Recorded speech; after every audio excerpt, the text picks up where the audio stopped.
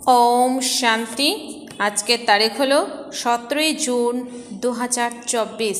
प्रातः मुरली। ओम शांति। बाप दादा मधुबन।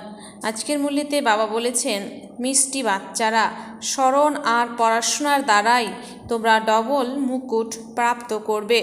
ताई निजेर एम अबजेक्ट के सामने रेखे दैवी गुण धारण करो। तो बाबा बोलेছেন যে স্মরণ আর পড়াশোনার দ্বারাই তোমরা ডবল মুকুট প্রাপ্ত করবে। তাই নিজের এম অবজেক্টকে সামনে রেখে দৈবী গুণ ধারণ করো। প্রশ্ন, বাচ্চারা বিশ্ব রচয়িতা বাবা তোমাদের জন্য কি খিদমত মানে সেবা করেন? উত্তর, বাচ্চাদের অসীম জগতের উত্তরাধিকার প্রদান করে সুখী করে তোলা এটাই হলো সেবা। তো বাবা বলেছেন যে বাচ্চাদের অসীম জগতের উত্তরাধিকার প্রদান করে সুখী করে তোলা এটাই হলো সেবা। বাবার মতো নিষ্কাম সেবা কেউ করতে পারে না। 2. অসীম জগতের পিতা সিংহাসন তখত ভাড়া নিয়ে তোমাদের বিশ্বের সিংহাসনের অধিকারী করেন। তিনি নিজে ময়ূর সিংহাসনে বসেন না, কিন্তু বাচ্চাদের ময়ূর সিংহাসনে বসান। বাবার তো জড় মন্দির বানানো হয়, তাতে তার কি টেস্ট আসবে? আনন্দে তো বাচ্চাদের যারা স্বর্গের রাজ্য ভাগ্য গ্রহণ করে। ওম শান্তি। মিষ্টি মিষ্টি আত্মারূপী বাচ্চাদের বাবা বলেন যে নিজেকে আত্মা মনে করে বাবাকে স্মরণ করো। ওম শান্তির অর্থ তো বাচ্চাদের বোঝানো হয়েছে।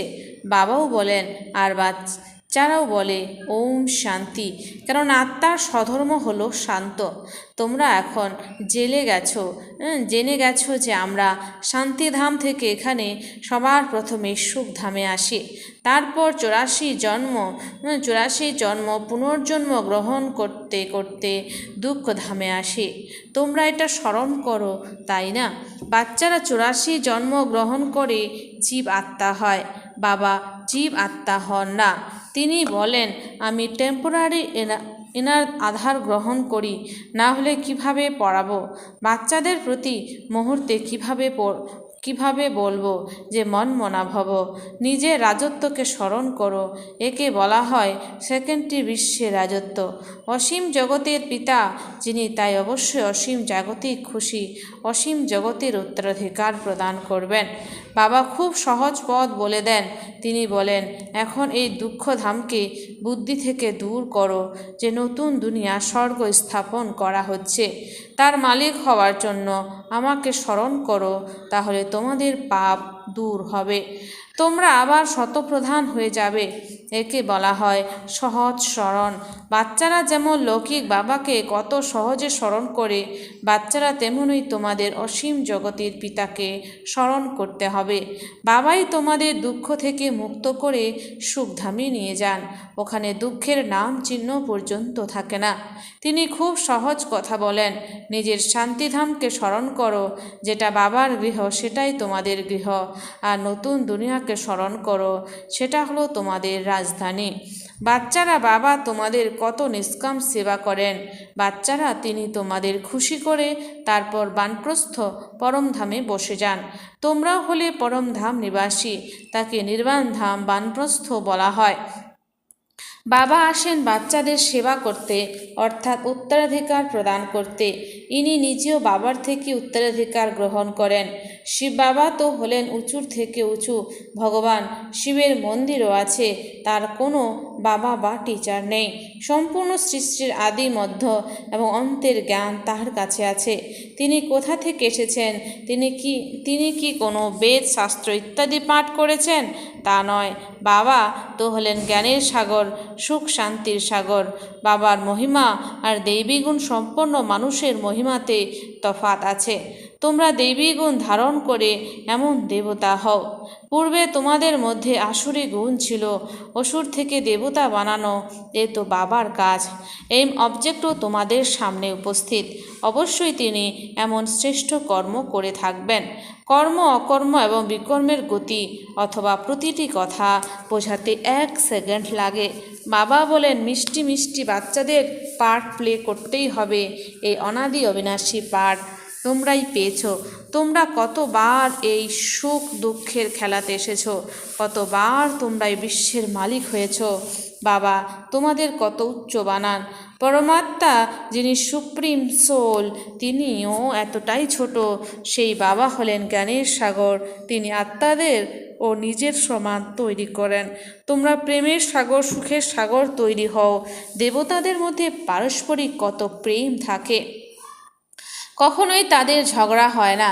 তাই বাবা এসে তোমাদের নিজের সমান তৈরি করেন, আর কেউ এমন তৈরি করতে পারে না। খেলা হয় এই স্থূল বতনে।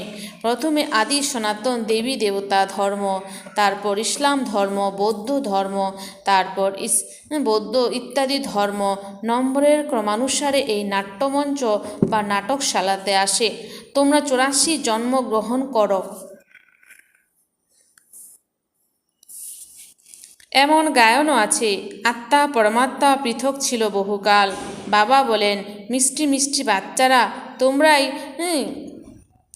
সবার প্রথমে এই বিশ্বে পার্ট প্লে করতে এসেছ। আমি তো অল্প সময়ের জন্য এনার মধ্যে প্রবেশ করি। এ তো পুরনো জুতো। পুরুষের এক স্ত্রীর মৃত্যু হলে বলে যে পুরনো জুতো চলে গেল, তখন আবার নতুন গ্রহণ করে। ইনিও তো পুরনো তন, তাই না? ইনি 84 জন্মের চক্র আবর্তন করেছেন ততোত্তম। তাই আমি এসে এই রথের আধার গ্রহণ করি। আমি তো পাবন দুনিয়াতে কখনোই আসি না। তোমরা এখন পতিত, তাই তোমরা আমাকে ডাকো যে তুমি এসে আমাদের পাবন বানাও। অবশেষে তোমাদের স্মরণ তো ফলীভূত হবে, তাই না? পুরনো দুনিয়া যখন শেষ হওয়ার সময় উপস্থিত হয়, আমি তখন আসি ব্রহ্মার দ্বারা স্থাপনা। ব্রহ্মার দ্বারা অর্থাৎ ব্রাহ্মণদের দ্বারা প্রথমে শিখা মানে টিকি হলো ব্রাহ্মণ, তারপর ক্ষত্রিয়। তাই তোমরা দিগ্বাজের খেলা খেলো। তোমাদের এখন দেহবোধ ত্যাগ করে দেহে অভিমানী হতে হবে। তোমরা 84 জন্ম গ্রহণ করো। আমি তো কেবল একইবারে তন লোন নেই, ভাড়াতে এই তন নেই। আমি এই বাড়ির মালিক নই। আমি তো একে ছেড়েই দেব ভাড়া তো দিতেই হয়, তাই না? বাবাও বলেন, আমি এই বাড়ির ভাড়া দিই। অসীম জগতের পিতা কিছু তো ভাড়া দেবেন, তাই না? এই সিংহাসন নেন তোমাদের বোঝানোর জন্য। তিনি এমন বোঝান যে তোমরাও বিশ্বের সিংহাসনের অধিকারী হয়ে যাও। তিনি নিজেই বলেন, আমি হই না সিংহাসনে আসীন, অর্থাৎ ময়ূর সিংহাসনে বসান। শিব বাবার স্মরণেই সোমনাথ মন্দির বানানো হয়েছে। বাবা বলেন, এতে আমার কি টেস্ট আসবে? ওখানে জ্বর পুতুল রেখে দেয়। বাচ্চারা, তোমাদের মজা তো স্বর্গে, আমি তো স্বর্গে আসি না। এরপর যখন ভক্তির মার্গ শুরু হয়, তখন মানুষ এই মন্দির ইত্যাদি তৈরি করতে কত খরচ করেছে। তারপর চোরও লুট করে নিয়ে গেছে। রাবণের রাজ্যে তোমাদের ধন দৌলত ইত্যাদি সব শেষ হয়ে যায়। এখন সেই ময়ূর সিংহাসন আছে কি?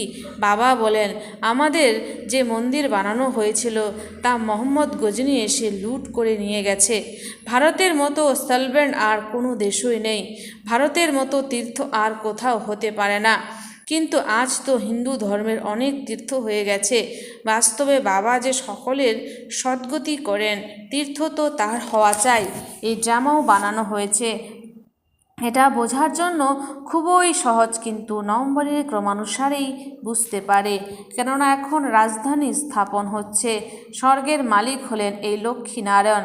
এরা হলেন উত্তম থেকে উত্তম পুরুষ, যাদের দেবতা বলা হয়, দেবী গুণধারী দেবতা বলা হয়। এই উচ্চ দেবতা ধর্মের মানুষরা প্রবৃত্তি মার্গে ছিলেন। ওই সময় তো তোমাদের ওই প্রবৃত্তি মার্গ থাকে। বাবা তোমাদের ডবল মুকুটধারী বানিয়েছেন। রাবণ তোমাদের 2 মুকুটই নামিয়ে দিয়েছে। এখন তো মুকুটহীন, না পবিত্রতার মুকুট, না ধনের মুকুট, 2 রাবণ নামিয়ে দিয়েছে। বাবা আবার এসে তোমাদের 2 মুকুটই ফিরিয়ে দেন এই স্মরণ আর ঈশ্বরীয় পড়াশোনার দ্বারা। তাই তো গিয়ে থাকে, ও গড ফাদার, আমাদের গাইড হও, লিবারেটো, উদ্ধার করো। তোমাদের নাম এখন পাণ্ডা রাখা হয়েছে। পাণ্ডব, কৌরব, যাদব কি করছে? মানুষ বলে যে বাবা আমাদের দুঃখের রাজ্য থেকে মুক্ত করে সাথে করে নিয়ে যাও। বাবাই সত্যখণ্ডের স্থাপনা করেন, যাকে স্বর্গ বলা হয়। তারপর রাবণ আবার মিথ্যা খণ্ড বানায়। ওরা বলে শ্রীকৃষ্ণ ভগবান উবাচ, বাবা বলেন শিব ভগবান উবাচ। ভারতবাসীরা নাম পরিবর্তন করে নিয়েছে, তাই সারা দুনিয়ায় পরিবর্তন করে নিয়েছে। শ্রীকৃষ্ণ তো দেহধারী, বিদেহী হলেন একমাত্র শিব বাবা। এখন বাবার কাছ থেকে তোমরা বাচ্চারা শক্তি অর্জন করছো। তোমরা সম্পূর্ণ বিশ্বের মালিক হও। তোমরা সম্পূর্ণ আকাশ ধরিত্রী প্রাপ্ত করো।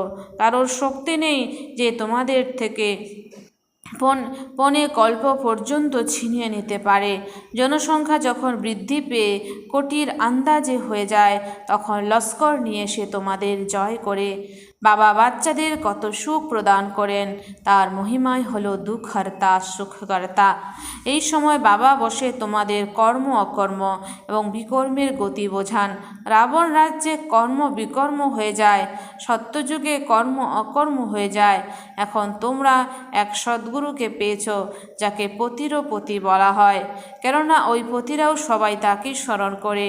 বাবা তাই বোঝান, এ কত ওয়ান্ডারফুল ড্রামা। এত ছোট আত্মার মধ্যে কত অবিনাশী পার্ট ভরা আছে, যা কখনোই মুছে যাবে না। একে অনাদি অবিনাশী ড্রামা বলা হয়।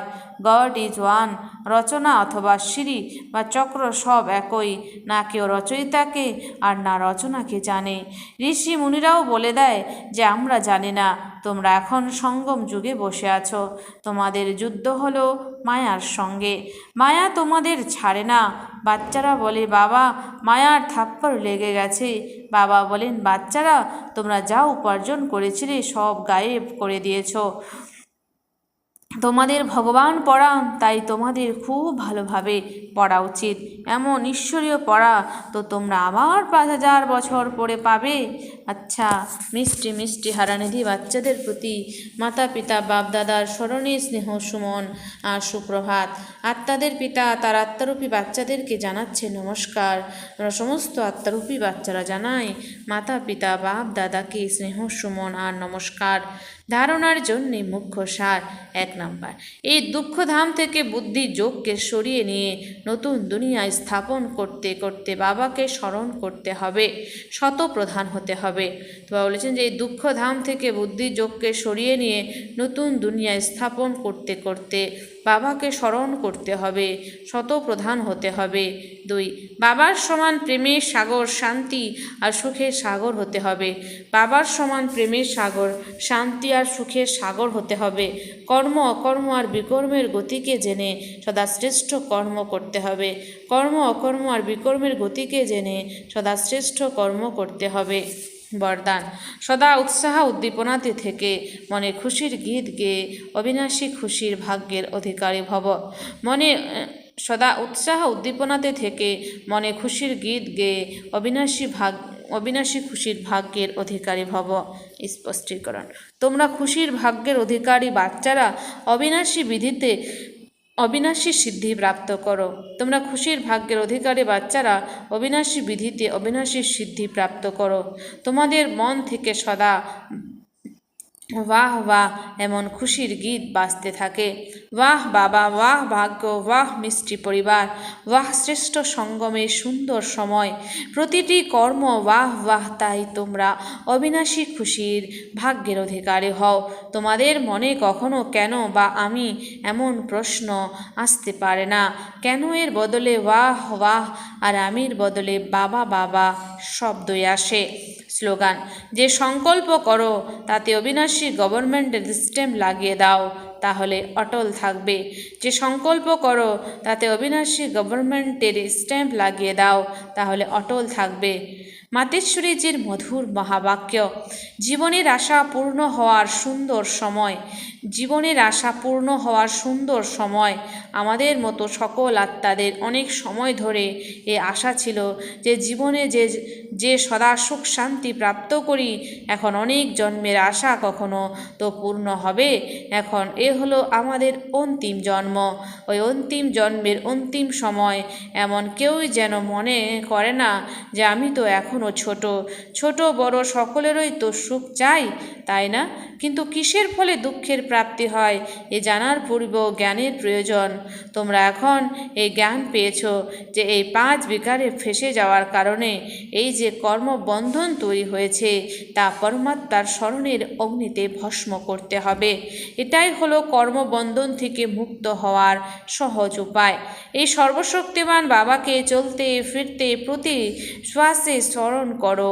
এখন এই উপায় বলে দেওয়ার সহায়তা পরমাত্মা এসে করেন, কিন্তু এতে পুরুষার্থ প্রতিটি আত্মাকে করতে হবে। পরমাত্মার তো বাবা টিচার এবং সদ্গুরু রূপে এসে আমাদের উত্তরাধিকার প্রদান করেন, তাই প্রথমে সেই বাবার হয়ে যেতে হবে, তারপর সেই টিচারের কাছে পড়তে হবে, যে পড়ার দ্বারা ভবিষ্যতের জন্ম জন্মান্তর সুখের প্রালব্ধ তৈরি হবে, অর্থাৎ জীবন মুক্তিতে পুরুষার্থ অনুসারে পদ প্রাপ্ত হয়। আর তিনি গুরুরূপে পবিত্রতা প্রদান করে মুক্তি দান করেন। তা এই রহস্যকে বুঝে এমন পুরুষার্থ করতে হবে। এটাই হলো পুরনো খাতা সমাপ্ত করে নতুন জীবন বানানোর সময়। এই সময় যতটা পুরুষার্থ করে নিজের আত্মাকে পবিত্র করে তুলবে, ততই শুদ্ধ রেকর্ডে ভরপুর হবে, তারপর সারা কল্প ধরে চলতে থাকবে। তাই সম্পূর্ণ কল্প নির্ভর করে এই সময়ের উপার্জনের উপরে। দেখো, এই সময়ে তোমরা আদি মধ্য এবং অন্তের জ্ঞান প্রাপ্ত করো। আমাকে সেই দেবতা হতে হবে। আর এখন আমাদের চড়তি কলা, এরপর ওখানে গিয়ে আমরা প্রালব্ধ ভোগ করব। ওখানে দেবতারা জানতেই পারে না যে আমরা নেমে যাব। এই কথা যদি জানতে পারত যে প্রথমে সুখ ভোগ করব, তারপর নেমে যেতে হবে, তখন এই নেমে যাওয়ার চিন্তায় সুখ ভোগ করতে পারবে না। তাই এই ঈশ্বরীয় নিয়ম রচনা করা হয়েছে যে মানুষ সদা উত্তরণের কলার পুরুষার্থ করে, অর্থাৎ সুখের জন্য উপার্জন করে। কিন্তু ড্রামাতে অর্ধেক অর্ধেক পার্ট বাড়ানো আছে, যে রহস্যকে একমাত্র আমরাই জানি। কিন্তু যেটা হলো সুখের সময় পুরুষার্থ করে সেই সময়ের জন্য সুখ প্রাপ্ত করতে হবে। এটাই হলো পুরুষার্থের বিশেষত্ব। অ্যাক্টরের কাজ হলো অ্যাক্ট করার সময় খুব মনোযোগ সহকারে নিজের পার্ট প্লে করা, যাতে দর্শকরা ওয়াহ ওয়াহ করে। তাই হিরো হিরোইনের পার্ট দেবতারা পেয়েছে, যাদের স্মরণিক চিত্রের মহিমা আর পূজা করা হয়। নির্বিকারী প্রবৃত্তিতে থেকে কমল ফুল সম অবস্থা তৈরি করা, এটাই হলো দেবতাদের বিশেষত্ব। এই বিশেষত্বকে ভোলার কারণেই ভারতের এমন দুর্দশা হয়েছে। এখন আবার তেমন জীবন বানানোর জন্য স্বয়ং পরমাত্মা এসেছেন। এখন তার হাত ধরলেই জীবনরূপী নৌকা পার হয়ে যাবে। আচ্ছা, ওম শান্তি। ধন্যবাদ বাবা আজকের এই সুন্দর মিষ্টি মুরলির জন্য।